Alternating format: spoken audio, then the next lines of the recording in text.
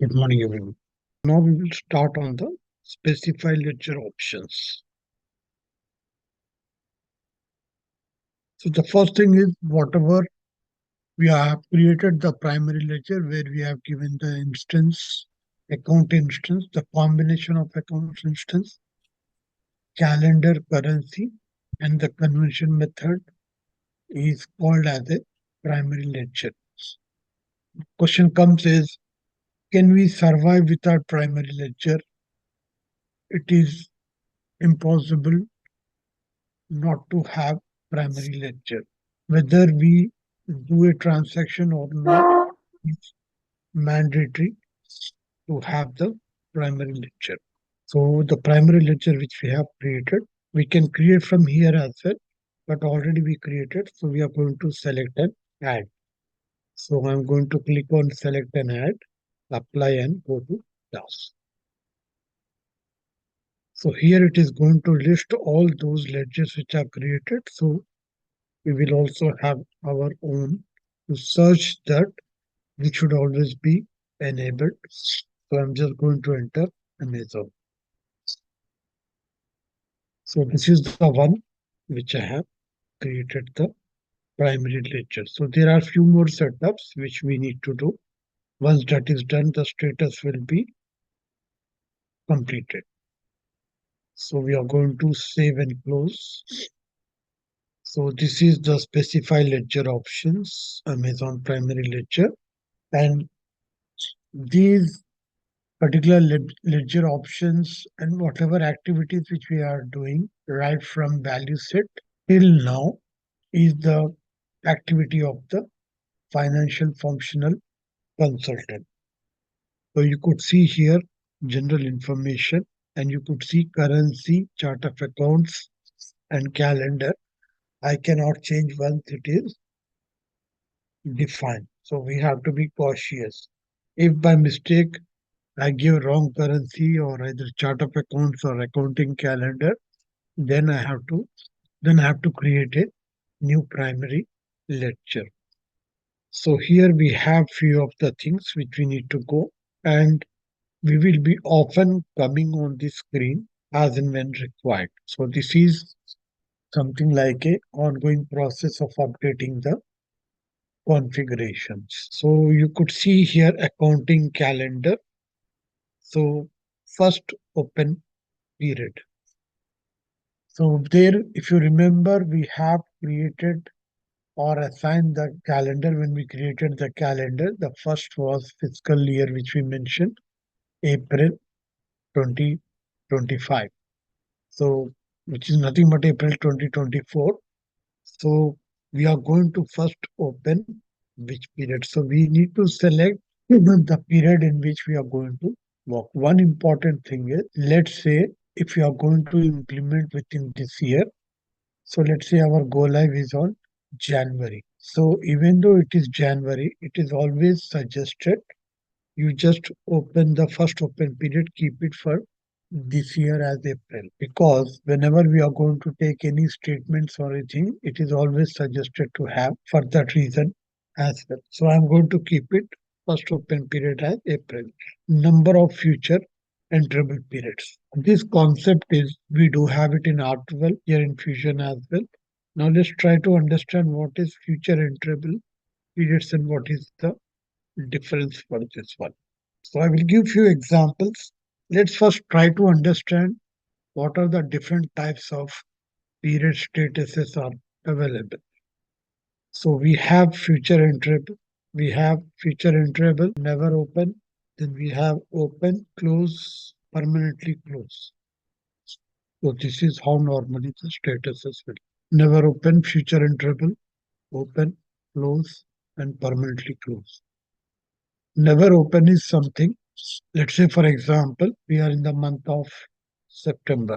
The first period which we are going to open is April 2024 or whatever current period, let's say April 24. So I'm going to click on April to open it. Then the future enterable will be always, let's say, we will come in a series or order. So now we open Earlier, April was never open. Now we open it April. So now the future enterable in the primary ledger options we are mentioning, let's say two. So as per business, it's the business requirement, how many they want to have it. But we always recommend, Oracle also recommends to have at least two future enterable. So now what happens is the first, all the accounting calendar will be never open. We are going to open the first period. Then let's assume that we are going to open April. So future enterable will always be May and June. Now, what is the difference between these future enterable and open is in this open period, we can enter and post. Now, what is for those who are from non-finance background, what is enter and post? Let's say, for example, I have my bank account in HDFC savings account I have. So today the balance is reflecting as 25,000. This is my current balance in my account. Now, let's assume that we are talking about September period. So you gave me 25,000 in September 12th. So I enter this. You give a check, so I keep it with me. So what should be my balance now? If I see currently, you gave me the check, I kept at home. What is the balance now? It is still 25,000. The reason is I still enter it, means I recorded in the system, but I did not deposit it. Means unless and until this check is not reflected to the bank, it will not impact my saving account. So this is something called as you give me a check, I recorded in the system. That is something called as entered. We call it as recorded or entered. Then let's say I went and I deposited in the bank. So that is something called as post. So now if I check my balance, it will be 50,000, 25 plus 25. So unless and until you don't mark it as post, it will not affect or reflect in your ledger as well, or in your bank or anywhere. So that is why we have it enter and post. So only in the open period we can have both.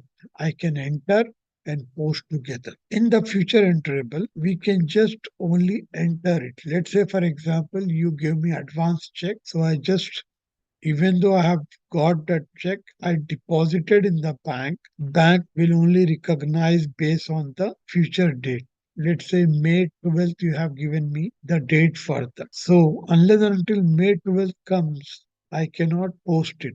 I will be just recording it or keeping it. So in that way, future enterable is we may record it, but we will not be posting it. It's mostly like PDC's checks or rent in advance and all those things. And close is something where neither we can enter nor post. We cannot do anything out of it. And the other good feature about close is we can always reopen the period.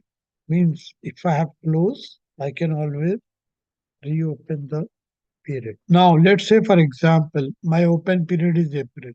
Now, the moment my open period is May, let's assume, then automatically system will make future enterable as June and July. If I'm going to have future enterable only as one, then system will consider only June, it will not consider July. So that is the purpose of having the future enterable. Now, permanently close is something with where once it is closed, we can never reopen the period. So simply, if we talk in the doctor's language, close is something the person is in coma. We have the hope after 1 year or 10 years or 50 years, he will come back. Permanently close is something dead. So that's it. We don't have any hope of that person coming back. The same way, there is no hope of opening back that period. Even if we approach Oracle, they cannot help it out. In what scenario we have the permanently closes? Mostly once the auditing is done, auditors authenticate, yes, there will not be any further changes. You please go ahead and do the permanent close. And this happens mostly with organizations which are stock listed. Because once you publish the financial statements, you should not be moving back. So for that reason, they do a permanently close. So these statuses are very critical to understand, and this is applicable for all the modules which we are going to work. Means it is going to applicable for subledger and for general ledger as well. And 200% there will be question on these statuses. Can you state what are the different period statuses? So one is never open, future enterable, close, and permanently close. So you have to explain the definition of it, what exactly it means, giving one example as well. So this is very, very critical to understand, and these are the base. And we explain the user as well during the training what exactly this means. So now let's get back to the setup. So here I'm going to enter 2. Means the moment I open April, May and June will be future interval. The moment I open May, June, July will be future interval. At any point of time, if the organization says no, I want to have 1 or 3 or 4 or 5 future interval, we can always come back to this screen and change it. There are no issues, but at least you should be giving zero value here. Zero means it will be, for example, if I mention here zero means there are no future enterable. That's it. So if you open April, that's it. You open May and work, that's it. There will not be anything as future enterable. So this is one of the important concept to understand. Accounting method, standard accrual, journal language. There are different languages we can have. Like if I'm selecting German, I can have German language, Spanish, Arabic. So we are going to select English. So for that reason, we are going to have something called as the general language, which we are going to use. So here we have different, we can select all those languages as well. So if I want to search for English, so here we'll have description, something to search. So there is another way of just selecting A. So if I select A, you will get US American English. So normally we will be selecting always American English. So even though it starts with US, American, US, but always we are going to select or enter the character A. We will be getting this. You could see wherever it is asterisk is mandatory. Now we come to the written end. Here we will come to know the efforts which we have put all these days. So if you remember, we created value set, account structure, instance, we have given sequence. If you remember, in that we have given the width, everything, right? So this is our chart effect. I click on this, you could recognize that this is what I'm talking about. The combination of this one is chart of accounts. If you remember, we had this company as a value set, then we created it as a segment, and we had all these combination together. So if you see the value set values, you will find here 01 department I'm going to enter as unspecified. Now I will explain why I have selected or why I entered unspecified, why I did not, why I'm not selecting finance department or IT or something. So here I'm going to select unspecified. Account Even though we may have 10 accounts or 50 accounts, return earnings is one of the account which is mandatory to give over here. Services, again, I'm going to select unspecified. Even the future segment is unspecified. So now the moment I click on OK, system will take this company, department, everything. It will consider as a chart of account. You could see here it accepted. So there are two things here.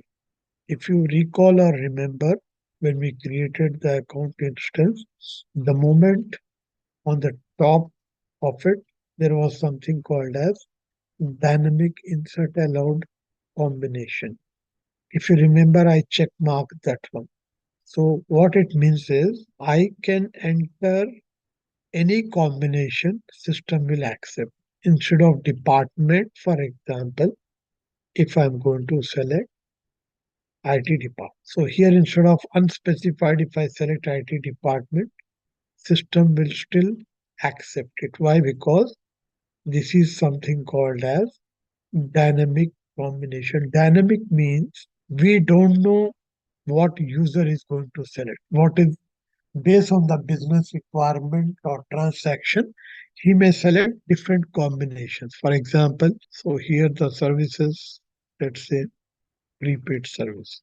Let's say, for example, I click on OK, system will accept. Any of these combinations, it will work like 0, 1, 20 or 10 or anything. All these will be accepted during transactions. And it should accept because the transaction can be for any department, it can be for any account, for any services. So for that reason, we always mark dynamic insert allowed. So that is one of the reasons why we have or it accepted this combination. Now, in the return earnings, I'm going to enter department as unspecified, services as unspecified, future segment as unspecified.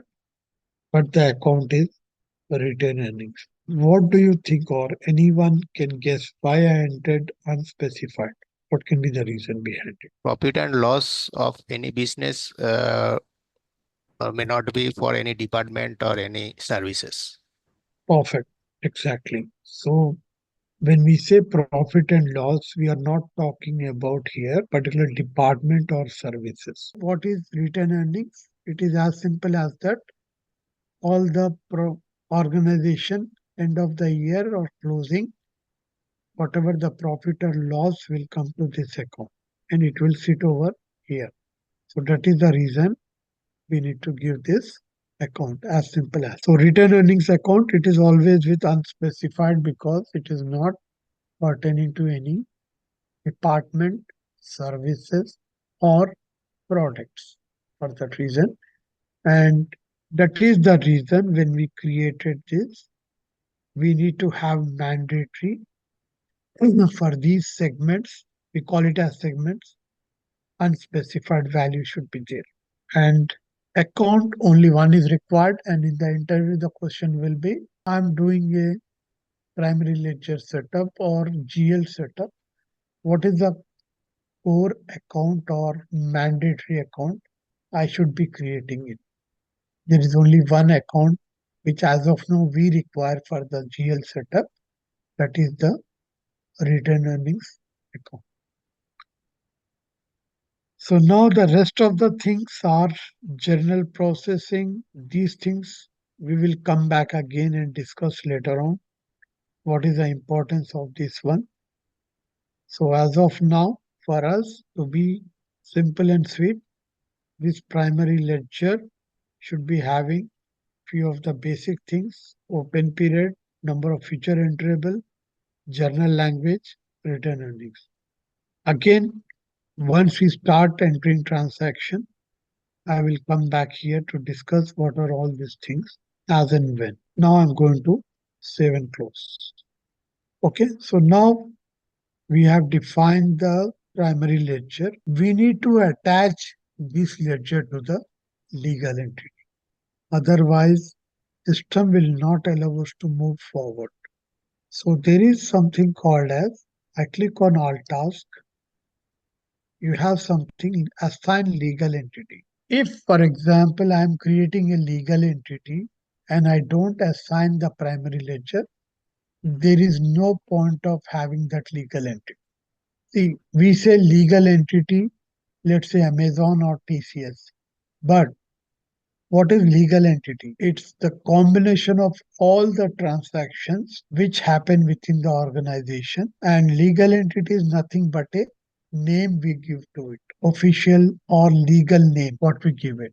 Ultimately, the transactions will happen in the primary ledger. So when we represent as the Amazon India, when we submit the statements, even though the name is legal entity, but the transactions will be generated, the financial statements will be generated from the ledger, again, which we submit to the government. Now, for you as a consultant, me as a consultant, or as a user within the organization, we have this Amazon primary ledger. When I submit my financial statements to the government or to any bank, they are least bothered what name I have given internally, whether it is Amazon or AMZ or even Amijan or whatever it is. It doesn't matter to them. What matters to them is you are showing your transactions which are part of this legal entity. So there in their system, they will be having the GSTN number, so they will record accordingly. This is what Amazon legal entity profit and loss is. Internally, I may maintain any ledger name, they have nothing to do with. So ledger tracking internally is for our purposes, but ultimately they need to have the financial statement generated and given to it. So for example, I have a bank account ICICI or HDFC with so and so account number and all those things. When I approach any for a car loan, for them, what is important is my legal entity, my legal name is, or my name is important, my Aadhaar card is important, and the bank which I'm representing. They are least bothered internally what is the account number and all. Similar way. So now we have something called as assigned legal entity. So whatever the primary ledger which we have created, we need to assign to the legal entity. So now we will again, I will go back and create a legal entity. So here we have legal structures. There is something called as manage legal entity. So there are two ways of creating the legal entity. If you remember, we created with that wizard where we created the enterprise structure, division, legal entity. There is another mechanism of creating it. So I click on legal structures, required task. Under that, there is manage legal entity. I click on scope select and I'm going to create new. In the real world, this will be already done by HCM team. So we no need to create it, but here we are going to create for ourselves. So I'm going to click on create button. So it's the same way what we have earlier created. So I'm going to select the country and I'm going to mention here Amazon India legal entity. So these are again the GSTN numbers and all those terms. Legal address, I'm going to select it, let's say as Hyderabad.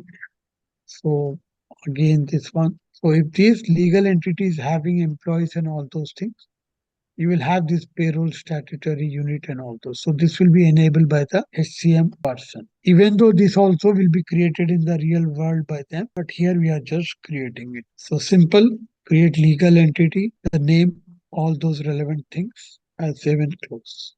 Unless and until I don't create the legal entity, I cannot go and assign it here. So for that reason, I created the legal entity over there. Now, we need to assign legal entity. So I click on this. I'm going to select the primary ledger, apply and go to task. Now you could see assign legal entities to this primary ledger. Click on this plus and I'm going to search for the legal entity which I created. Apply. So now you could see that assign legal entities, Amazon primary ledger is representing this legal entity, or I would say Amazon legal entity is representing or being supported with this primary ledger. So it is mandatory to have the legal entity as well. It is mandatory to have the primary ledger as well. Now, whatever the transactions which happen, either expenses or income or anything to suppliers, customers, all happens in this primary ledger, and indirectly it is representing this legal entity. I save and close. So now I am done with this activity. So required task again. So we had done with creating the primary ledger, specify ledger options, where then we have assigned the legal entity, which is also done. Now we move to the next one, which is related to review and submit accounting configuration. So what happens is, in case, let's assume that I forget to attach legal entity to the primary ledger. When we submit this option, it will give the error. So now as we have submitted, it will go through it. Now the status will be in green. You could see here the ledger, the chart of accounts, everything will be shown here with legal entity and this one. So this will ensure that whatever we created, the primary ledger is attached to the legal entity. This is one of the steps which we need to do it, and this is something called as review and submit accounting configuration. I will give in the steps on a slide. No issues, nothing to worry to remember on it. What are things which we have done or doing? I will give it on slide as well. So this is one of the mandatory steps. I click on submit.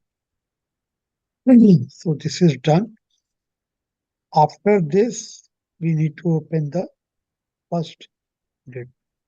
So now I have submitted review and submit. So after this, we are going to have access and open first period, which I will discuss tomorrow.